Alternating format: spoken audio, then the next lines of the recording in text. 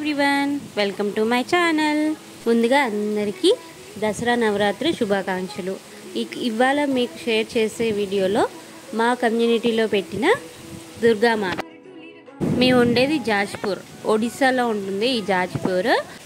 ఈ డెకరేషన్ చూసి ఏదో మ్యారేజ్కి వెళ్తున్నామని అనుకుంటున్నారా? కాదు, ఇక్కడ దసరా బాగా చేస్తారు ఫెస్టివల్.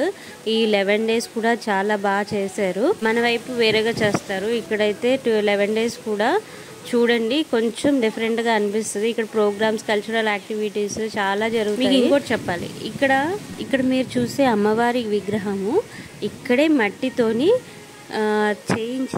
చేయించి ఇక్కడే పెట్టారనమాట. అమ్మవారి ఫేస్కి అండ్ మిగతా దేవుళ్ళ ఫేస్కి పేపర్ అయితే అంటించారు. అది 6th day రోజు తీస్తారంట. చూసేయండి, ఇలా తయారు చేశాడు. ఫస్ట్ ఎండగట్టి అమ్మవారి ఆకారంలోకి తీసి దాని మీద మట్టి పూసి ఇలా తయారు చేశారు, కలర్స్ వేసారు. ఇక్కడ అయితే పేపర్ పెట్టి 6 days ఉంచి 7th day రోజు ఇలా రివీల్ చేశారు. చాలా బాగుంది. చేశాను. ఈవినింగ్ అయితే కల్చరల్ యాక్టివిటీస్ ఉంటాయి, మార్నింగ్ ఓన్లీ పూజ ఉంటుంది.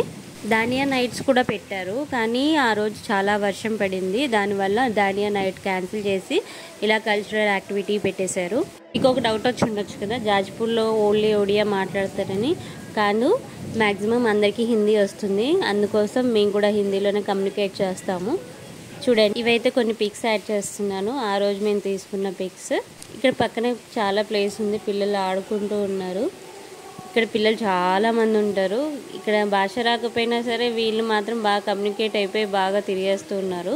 అక్కడేమో కల్చరల్ యాక్టివిటీస్తో వాళ్ళు బిజీగా ఉన్నారు, వీళ్ళేమో ఆటల్లో బిజీ ఉన్నారు. నేనేమో వాళ్ళని చూసుకుంటూ బిజీగా ఉన్నాను. ప్రసాదాలు ఇచ్చేసారు.